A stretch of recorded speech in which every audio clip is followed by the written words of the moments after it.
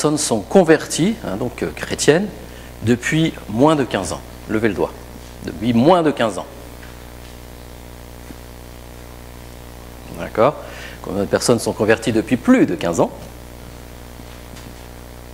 D'accord, ok. Donc ça fait quand même une majorité de gens qui sont convertis depuis plus de 15 ans. Après, j'ai une deuxième question.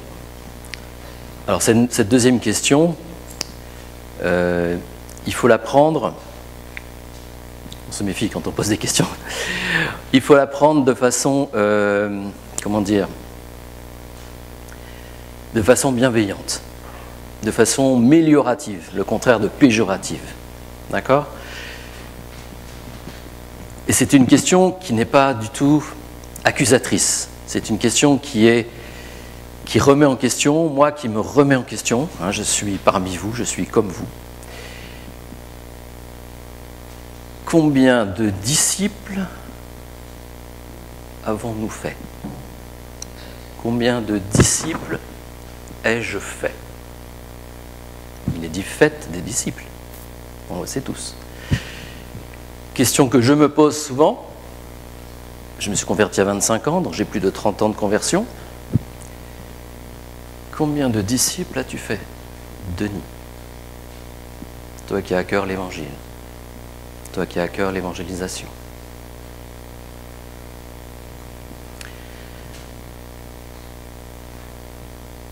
Alors la question qu'on pourrait poser maintenant, c'est de dire, j'en ai fait un, j'en ai fait deux. Alors il ne s'agit pas de, on est bien d'accord, il ne s'agit pas de se comparer, de se glorifier. Non, c'est pas ça que je suis en train de dire. C'est la remise en question dont je parle. On en a nous fait un, deux. Je ne vais pas vous poser la question, je ne vais pas vous demander de lever le doigt. En avez-vous fait une dizaine? On garde la question sur le cœur. Je pense que si je disais qui a fait une dizaine de disciples, ou plus d'une dizaine de disciples, et que je disais ceux qui ont fait ça, venez sur l'estrade, je ne connais pas tout le monde ici, je pense qu'il n'y aurait pas beaucoup de monde. Je pense qu'il n'y aurait pas beaucoup de monde. Et ça fait mal. Après 30 ans de conversion, peut-être je serai sur l'estrade à peu près à la dizaine. Mais au-delà, non. Et là, ça rend triste. Ça rend triste parce que ça fait plus de 30 ans, pour moi. Plus de 30 ans que j'ai à cœur l'évangile. Voilà pourquoi je vais faire ce message. Vous aurez l'explication pour la photo après. Voilà, alors pour reprendre acte 17, avant de prendre acte 17, je vais faire un petit rappel pour replacer acte 17, parce que c'est un peu compliqué de partir directement sur acte 17. Je voulais parler de acte 2. C'est rapide, ce que je vais faire, c'est un rappel rapide, parce que c'est acte 17 qui va m'intéresser, mais c'est quand même un rappel important. Dans acte 2, nous voyons que 3000 personnes se convertissent. Pierre parle, il est à Jérusalem, et à qui parle-t-il? Il parle à des Juifs qui sont venus du monde entier adorer Dieu. Il y en a des centaines de milliers dans Jérusalem. Il y en a 3000 qui se convertissent. Nous, 3000 tout de suite, oh, c'est énorme. 3000 sur une centaine de milliers, c'est pas énorme, déjà. Un. Deuxième chose, ce sont des gens qui sont venus adorer Dieu. L'Éternel, le Dieu d'Israël. D'accord? Ça situe bien le contexte. Après, dans actes 3 et 4, il y en a 5000 qui se convertissent. Là, c'est pareil. Ce sont des Juifs venus à Jérusalem adorer Dieu. Je passe rapidement. Souvent, on considère que Corneille, c'était le premier gentil, on appelle ça gentil, c'est-à-dire non-juif, qui s'est converti. Alors, c'est vrai, dans un certain sens, et dans un autre, pas forcément. C'est-à-dire que Corneille était en effet non-juif, donc païen dans ce sens-là, mais il était un craignant Dieu, un prosélyte. il était romain, mais c'est quelqu'un qui adorait le Dieu d'Israël. Donc quand on va lui parler, c'est quelqu'un qui adore déjà Dieu. D'accord? C'est juste pour resituer le contexte. Je pourrais continuer longtemps, je vais m'arrêter sur Lydie. Lydie à Philippe, dans Acte 16, on se rapproche de Acte 17. Là, il n'y a pas de synagogue. D'habitude, Paul, que ce soit avec Silas, que ce soit avec Barnabas, que ce soit avec d'autres, il va en général dans les synagogues. Parce que c'est là qu'il va trouver des gens qui croient déjà, et il va partir de là pour les amener plus loin. Là, il arrive, mais pas de synagogue. Pour qu'il y ait une synagogue, il fallait qu'il y ait une dizaine de familles. Donc ça veut dire qu'il y avait moins d'une dizaine de familles. Et donc il va retrouver des gens qui se réunissaient, mais en dehors de la synagogue, notamment des femmes. Mais c'était encore des femmes craignant Dieu. Lydie, la marchande de pourpre, c'est en effet quelqu'un qui n'est pas juive, mais c'est quelqu'un qui est riche. Le pourpre c'est fait à partir de coquillages et c'était quelque chose de très cher. Mais c'est une personne qui est une craignante Dieu aussi, une craignante Dieu. D'accord? Donc là, on est encore dans le contexte où Paul va s'adresser à quelqu'un qui est déjà dans cet état d'esprit de craindre Dieu, de respecter Dieu. D'accord? On avance. On arrive à Acte 17. Alors, le début de Acte 17, Paul est à Thessalonique, il va encore dans la synagogue, il est dit qu'il démontrait que le Christ était le Messie, que Jésus était le Messie, qu'il devait souffrir, qu'il devait mourir, qu'il devait ressusciter. Et quelques-uns se laissèrent convaincre. Mais là, on est dans la synagogue. Et des Juifs, par jalousie, comme à chaque fois d'ailleurs que Paul intervient quelque part, il y a toujours une réaction de certains Juifs qui vont se rebeller contre ce que Paul est en train de faire, des Juifs vont le faire fuir. Et donc il va devoir passer à Athènes. Et donc on arrive dans Acte 17, la partie qui m'intéresse plus particulièrement, dans Acte 17, à Athènes. Alors, à Athènes, dans quel contexte on est? Là, je dirais, on est plus dans ce qui ressemble à notre contexte français, européen. Alors, vous connaissez l'histoire, hein, Paul voit des statues, il parle d'abord à la synagogue, et en même temps, il parle sur la place publique. D'accord? Ce qu'on appelle l'agora.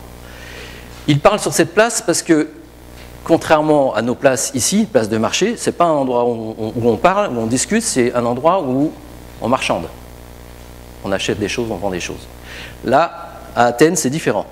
C'est un lieu où il est habituel de parler, de discuter, de discourir. C'est quelque chose de normal. Il n'est pas en train de faire quelque chose d'original. Il vient faire ce qui se fait d'habitude à Athènes. D'accord? Et là, il va rencontrer des philosophes, parce que à Athènes, c'était assez développé le fait de discuter, de philosopher sur la façon de vivre, etc. Et ces philosophes vont le prendre pour un beau parleur, vont le prendre pour il dit, la traduction exacte, c'est un ramasseur de graines, c'est-à-dire quelqu'un qui jacasse, quelqu'un qui baratine, un baratineur. Et ils vont se dire, tiens, c'est assez original ce dont il discute, on a envie d'en savoir un petit peu plus. Donc, au lieu d'être dans la place publique où ça discute beaucoup, parce qu'il n'est pas le seul à faire des discussions, on va aller à un autre endroit et on va t'entendre, Paul. Paul, toi qui jacasses, qui a l'air de baratiner, d'avoir quelque chose à dire. Donc le contexte, c'est vraiment des gens qui sont des philosophes, qui sont des stoïciens, ou qui sont des épicuriens. Peter, est-ce que tu peux envoyer le document 1 ? Il s'appelle 1. C'est celui-là, oui. Donc, juste pour se resituer un petit peu à qui il a affaire, qui il a en face de lui, d'habitude il avait des juifs, d'habitude il avait des craignants Dieu. Là, non. Le but du stoïcisme, donc les stoïciens, est d'atteindre le bonheur grâce à l'acceptation de l'ordre du monde et à son évolution. Alors, il faut donc pour eux se concentrer sur les choses qui dépendent de nous et laisser de côté celles qui ne dépendent pas de nous. On doit les supporter. C'est pour ça qu'il est dit dans notre expression, sois stoïque, c'est-à-dire sois inébranlable, supporte les choses. Hein. Être stoïque, c'est une expression qu'on connaît.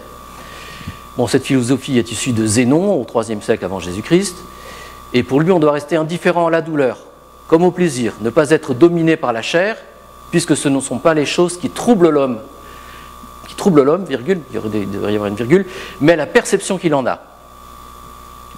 Voilà, en se basant sur les connaissances scientifiques, il faut parvenir à l'ataraxie, peu importe les mots, les gros mots, on va dire, l'absence de trouble. Voilà leur but. Leur but, c'est d'atteindre le bonheur en respectant ça en résumé. Voilà, voilà leur vision du monde. Alors, un dicton bien connu pour terminer, l'Épithète, supporte et abstiens-toi. Donc, supporte ce qui arrive et abstiens-toi d'aller vers certaines choses nocives. Voilà. Donc ils ont un code, ils ont quand même malgré tout un code moral, quelque part. Et en dessous, tu peux aller en dessous, Peter, tu peux aller en dessous, je crois qu'il y a en dessous normalement. Voilà. Et les épicuriens, donc les deux sortes de philosophes auxquels il a affaire, le but de l'épicurisme, lui, est d'atteindre le bonheur, là encore aussi, il y a encore le but d'atteindre le bonheur quand même, grâce au plaisir naturel et nécessaire. Dans les deux cas d'ailleurs, des dieux existent, pour les stoïciens aussi, mais ils n'ont pas de rôle dans la vie des hommes, donc ils sont vraiment en dehors de la vie des hommes. Et là, pour les épicuriens, il faut rejeter toute souffrance, abolir la crainte de la mort. Voilà, j'ai résumé après, deux philosophies qui exaltent l'homme, on est centré sur l'homme. On nie le besoin d'un Dieu personnel, puisqu'il y a des dieux mais qui n'ont pas de rôle, et on ne craint donc ni Dieu, ni un jugement, et on ne pense qu'il n'y a rien après la vie. Donc il n'y a rien au niveau de la mort. Voilà. Voilà. Là, il a des gens en face d'eux qui ressemblent. Alors plus d'autres, parce qu'il y avait beaucoup de philosophes, mais je pense qu'il y avait aussi des gens ordinaires, on va dire. Mais il a ces gens-là en face de lui. C'est un peu notre contexte. On a des gens qui recherchent le bonheur matériel, le bonheur par le plaisir, le bonheur par le travail, le bonheur par les amis, le bonheur par les sorties. Mais ils cherchent le bonheur quand même. Ils cherchent quelque chose de cet ordre-là. Avant de lire maintenant l'intervention que va faire Paul à l'aéropage, donc il était à la place... il était en place publique, là ils sont passés à l'aéropage, près de l'acropole, et là c'est le lieu où on discutait, mais de façon plus posée, c'est-à-dire il y avait un orateur, et les gens écoutaient, et après éventuellement on dialoguait. Alors là j'ai encore une question. Peut-on annoncer l'évangile, le salut, sans citer de versets bibliques, sans donner son témoignage, sans citer le nom de Jésus? Je repose ma question. Peut-on annoncer l'évangile, le salut, sans citer de versets bibliques, sans donner son propre témoignage, sans... qu'est-ce que j'ai dit d'autre? Sans citer le nom de Jésus, ou de Jésus-Christ. Votre réaction est normale, la réaction ce serait de dire non. Eh bien si. Nous allons prendre acte 17.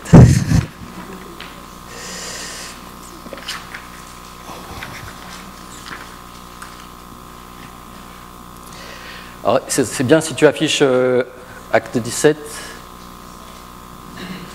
22 à 31.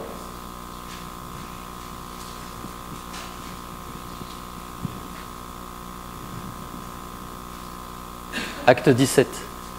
Tu peux pas? D'accord. C'est pas grave. C'est dommage parce que le texte est un petit peu long, mais on va faire sans. Alors je vous lis le discours de Paul à Athènes devant ces philosophes. Hommes athéniens, d'abord, premier paragraphe, on va dire, et ça c'est important pour nous, je reste dans la perspective d'annoncer l'évangile, hein, on est bien d'accord. Dans la perspective d'annoncer l'évangile, regardez ce qu'il leur dit. Nous, on pourrait dire, j'ai vu des statues, vous êtes des idolâtres. Vous philosophez, vous êtes des baratineurs, vous êtes des intellectuels. et on pourrait dire plein de choses, on partirait peut-être négativement sur des gens comme ça que l'on rencontre. Lui, il part positivement. Homme athénien, je vous trouve à tous égards extrêmement religieux, car en parcourant votre ville et en considérant les objets de votre dévotion, donc toutes ces statues, j'ai même découvert un autel avec cette inscription « à un Dieu inconnu ». Ce que vous révérez sans le connaître, c'est ce que je vais vous annoncer ou c'est ce que je vous annonce. Voilà comment il commence. Quand on annonce l'évangile, on ne juge pas les gens. C'est important parce que ça peut être nous qui sommes chrétiens depuis longtemps ou pas d'ailleurs, ça peut être un sentiment qu'on peut avoir d'être supérieur et parfois les gens le ressentent comme si nous étions supérieurs. Nous n'avons aucune supériorité, Jésus est venu nous chercher, on n'est pas supérieur pour autant. Et donc, il faut prendre les gens où ils en sont. Ils sont idolâtres, eh bien ils sont idolâtres. On va chercher quelque chose de positif à trouver dans les personnes que nous rencontrons. Tu cherches le bonheur, eh bien tu fais bien, parce que le bonheur c'est possible. Parce que le bonheur c'est possible. Etc., etc. Alors ça c'est première chose, il est positif. Vous êtes religieux, c'est bien, c'est bien. Et vous avez même prévu qu'il y a un Dieu inconnu, au cas où vous ayez oublié quelqu'un. Et bien ce Dieu inconnu, hop, vous m'avez tendu la perche, ce Dieu inconnu, je vais vous en parler. Après il commence. Le Dieu qui a fait le monde et tout ce qui s'y trouve, étant le Seigneur du ciel et de la terre, n'habite point dans les temples faits de mains d'hommes. Puisqu'il y avait une multiplication de statues chez eux, mais il y avait aussi une quarantaine de temples rien qu'autour de l'acropole. D'accord ? Donc Dieu n'habite point dans les temples. Il place les choses, fait de mains d'hommes. Il n'est point servi par des mains humaines, comme s'il avait besoin de quoi que ce soit. Lui qui donne à tous la vie, la respiration et toutes choses. Il a fait que tous les hommes sortis d'un seul sang habitent sur toute la terre, ayant déterminé la durée des temps et les bornes de leur demeure. Il a voulu qu'ils cherchent le Seigneur et qu'ils s'efforcent de le trouver en tâtonnant, bien qu'il ne soit pas loin de chacun de nous, car en lui, nous avons la vie, le mouvement et l'être. Et là, il est en train de citer, en fait, un de leurs poètes. C'est ce qu'ont dit aussi quelques-uns de vos poètes, en disant « De lui, nous sommes la race ». Ainsi donc, étant la race de Dieu, nous ne devons pas croire que la divinité soit semblable à de l'or et de l'argent ou à de la pierre sculptée par l'art et l'industrie de l'homme. Donc on va dire deuxième partie. Deuxième partie, il a été positif pour commencer, et c'est une bonne chose parce qu'il faut être bienveillant, mais là il dit quand même les choses. Le Dieu, il n'en dit pas plus, il n'a toujours pas cité Jésus, il n'a toujours rien dit. Le Dieu que vous révérez sans le connaître ne peut pas être dans des temples, ne peut pas être représenté par des statues. Mais c'est quand même lui qui a créé la vie, c'est lui qui vous a donné la vie. Et il le dit ici, il a fait que tous les hommes sortis d'un seul sang. Donc vous êtes issus de quelqu'un, vous êtes issus de quelqu'un, d'Adam et Ève. Et après il continue. C'est pour ça que j'aurais préféré qu'il soit affiché, mais c'est pas grave. Dieu s'en tenait. Là, il commence maintenant, je dirais, à rentrer un peu plus en profondeur. Il ne cite toujours pas Jésus. Il ne cite toujours aucun verset biblique. Dieu, sans tenir compte des temps d'ignorance, annonce maintenant à tous les hommes, en tout lieu, qu'ils ont à se repentir, parce qu'il a fixé un jour où il jugera le monde selon la justice, par l'homme qu'il a désigné, ce dont il a donné à tous une preuve certaine en le ressuscitant des morts. Voilà comment il termine. Donc, il n'a toujours pas cité Jésus. Il est dit qu'un homme qui a été désigné va juger selon la justice divine. Et que cet homme, pour prouver qu'il a le droit et l'autorité de juger, il a été ressuscité par Dieu. D'accord ? À ce moment-là, il y a des réactions. Il y a des réactions surtout parce que il a parlé de la résurrection. Tant qu'il n'a pas parlé qu'il ne parlait pas de résurrection, ça allait, on va dire. Là, à partir du moment où il parle de la résurrection, ça réagit. Certains ricanent, d'autres remettent à plus tard. C'est parfois ce que nous avons en face de nous. Des gens qui ne vont pas rire devant nous, mais bon, un petit peu derrière, ça ricane un peu. D'autres remettent à plus tard. Oui, ça ne m'intéresse pas, j'ai autre chose à faire, etc., etc. Mais d'autres vont le suivre, deviennent chrétiens, dont Denis, l'aéropagite, qui fait partie du conseil municipal, Damaris, une dame de la haute société, et quelques autres. On ne connaît pas le nombre. Alors on peut se dire, est-ce qu'il a annoncé l'évangile? Il n'a pas cité de verset biblique, il n'a pas cité le nom de Jésus, il a parlé d'un homme en effet. Il s'est adapté à la situation, il savait que ce n'était pas le temps. Et nous, dans nos témoignages, la plupart du temps, malheureusement, on gâche le temps, on va plus vite que le temps. On parle de choses que les gens ne peuvent pas encore entendre. Et quand je disais tout à l'heure, au bout de 30 ans, ma plus grande remise en question, c'est ça, c'est de me dire, mais est-ce que je n'ai pas été trop vite à chaque fois? Est-ce que j'ai bien respecté là où les personnes en étaient? Tout ça, ça s'apprend. Tout ça, ça s'apprend. On apprend tout dans la vie. Je suis enseignant, malheureusement. Non, pas malheureusement. Je suis enseignant, on apprend tout dans la vie. Quand on fait du vélo, on ne demande pas à quelqu'un « monte sur le vélo et monte cette côte ». C'est pas possible. C'est pas possible, il ne va pas y arriver. On va d'abord « monte sur le vélo, je vais te tenir, je te tiens, je t'accompagne » et on y va. Pareil pour un tas de choses que vous connaissez tous. Pour le permis de conduire, c'est pareil. On ne commence pas à 130 sur l'autoroute. Personne elle va paniquer, ce qui est normal. Et pour toute chose, c'est pareil. Donc pour annoncer l'évangile, ben ça s'apprend. Ça s'apprend. Donc l'enjeu, pour moi, de Acte 17, c'est qu'il faut qu'on apprenne à annoncer l'évangile. Sinon, quand je dis tout à l'heure que ceux qui ont fait plus de 10 disciples, de 30, de 40, 50 disciples, on serait tous ici, là. Ouais, moi 40, toi 50, oh je suis à 63, 200. On serait tous là alors. Au bout de, pour une majorité d'entre nous, au bout d'une plus de 15 ans de conversion. Donc c'est qu'on a quelque chose à apprendre.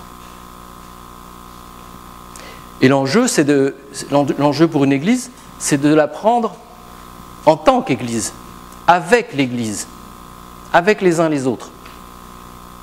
Les ministères sont donnés pour l'église, au service de l'église. Si je prends Tim, tu sais être pasteur, je ne te jetterai pas sans cesse des fleurs, je te préviens, tu sais être pasteur, apprends-nous à avoir un cœur de berger. Quelqu'un sait enseigner? Apprends-nous à enseigner. Tu sais annoncer l'évangile? Apprends-nous à annoncer l'évangile. On n'est pas comme dans le monde, où dans le monde on garde ce qu'on sait faire pour soi. Et éventuellement on fait une formation payante, éventuellement. Là, on est dans le royaume de Dieu. Celui qui a quelque chose, apprends-nous. Apprenons ensemble. Il est là l'enjeu. Et vous allez bientôt avoir la réponse de la photo du départ. Je vais vous donner le texte. Donc vous resituez. Est-ce que tu as réussi à faire la photo ou pas? Tu peux la mettre ou pas? Ok, c'est pas grave. Donc vous vous rappelez? J'étais là, des choses étaient accrochées, des personnes étaient accrochées à mon vêtement.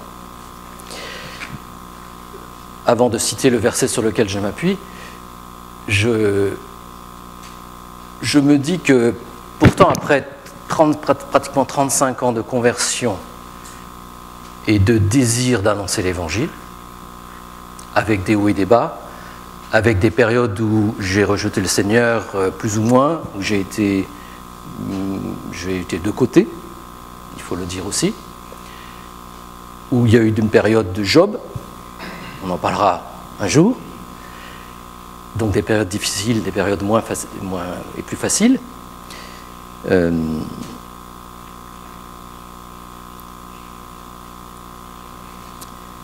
Je me dis que là, il y a un enjeu. Il est temps, je ne suis pas prophète, enfin, en tout cas, je ne pense pas être prophète, mais je pense qu'il y a un temps. Et le temps pour l'Église, il est d'agir ensemble de façon à ce que nos concitoyens, nos voisins, nos amis, enfin, la population auprès de laquelle nous sommes placés, entendent l'Évangile, l'entendent de la bonne façon, l'entendent avec les bons mots, avec le bon respect de là où ils en sont, et que ça, on a besoin de l'apprendre. C'est pour ça que j'ai déjà parlé une fois de cours alpha. Les cours alpha, ce n'est pas un miracle, ce n'est pas miraculeux. C'est une église qui se met ensemble et qui se dit chacun va se mettre là où il faut pour que l'évangile soit annoncé le mieux possible. Voilà l'enjeu. Et l'enjeu, pour finir, il est qu'un jour, proche, en ces jours-là, 10 hommes, pour ça qu'ils étaient 10, de toute langue, saisiront un juif. Alors, à cette époque-là, juif, mais maintenant c'est nous qui avons la responsabilité d'annoncer l'évangile. Saisiront un chrétien, une chrétienne, par le pan de son vêtement, et diront, nous irons avec vous, nous irons avec toi, car nous avons entendu, la traduction des fois elle dit, nous avons appris, nous avons reconnu que Dieu est avec vous. L'enjeu, il est là. Zacharie 8, 23. L'enjeu de notre remise en question, à nous tous, personne n'est au-dessus des autres dans cet enjeu, c'est de se dire, Seigneur, nous n'avons pas fait ce que nous aurions dû faire. Et je parle, quand on parle, je ne sais pas si vous avez l'habitude, mais quand on parle à un micro, on prêche d'abord pour soi. Hein. Nous n'avons pas fait, Denis, tu n'as pas fait ce que tu devais faire. Et pour moi, la repentance, elle est là. Métanoïa, c'est un changement en moi. Un changement de la vision de voir l'évangélisation. Un changement de la vision de voir les personnes à qui je parle. Un changement en me disant, il faut qu'on se forme. Ensemble. L'enjeu, c'est ensemble. L'enjeu, c'est qu'un collectif a une force. Un individu, très peu. Un individu, très peu. Et quand je nous regarde, je me dis là où nous en sommes, et je ne connais pas tout le monde, malheureusement, là où nous en sommes, il faut qu'on avance ensemble. Dieu nous a placés là. Il y a des talents parmi vous. J'entends souvent des gens qui disent « Oui, mais moi, à mon âge, moi, je n'ai pas de talent. » Tout le monde n'est pas fait pour prêcher. Tout le monde n'est pas fait pour donner une prophétie, peut-être. Mais dans le cadre de l'évangélisation globale d'une église, par exemple, si tu es prêt à te mettre au service en disant « qu'on me mette là où vous voulez », l'enjeu c'est aussi que pour participer à l'évangélisation, il faut accepter, il y a une condition on va dire, il faut accepter que le corps, donc l'église, te dise, me dise, nous dise « toi, ce serait bien que tu fasses ça, on te voit bien là ». Nous, moi, je me vois peut-être ailleurs. Non, toi, on te verrait bien là. Tu veux servir? Mets-toi là. Tu vas faire ça. T'es prêt?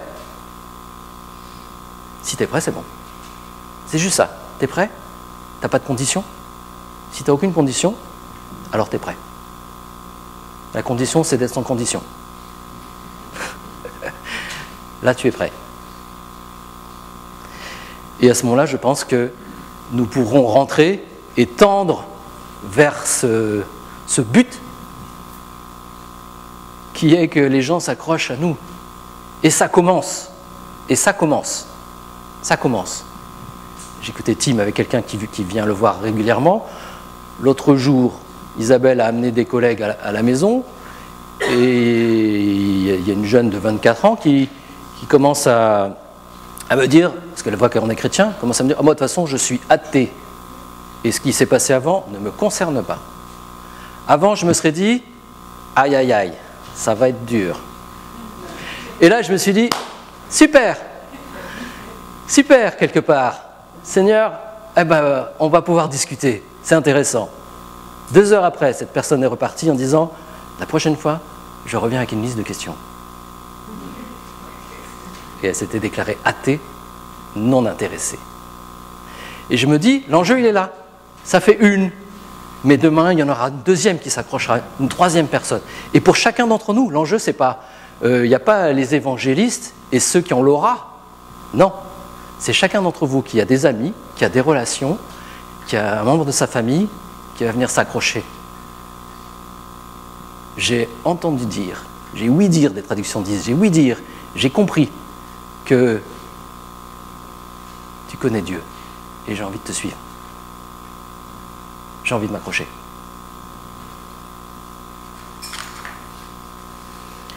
On va prier ?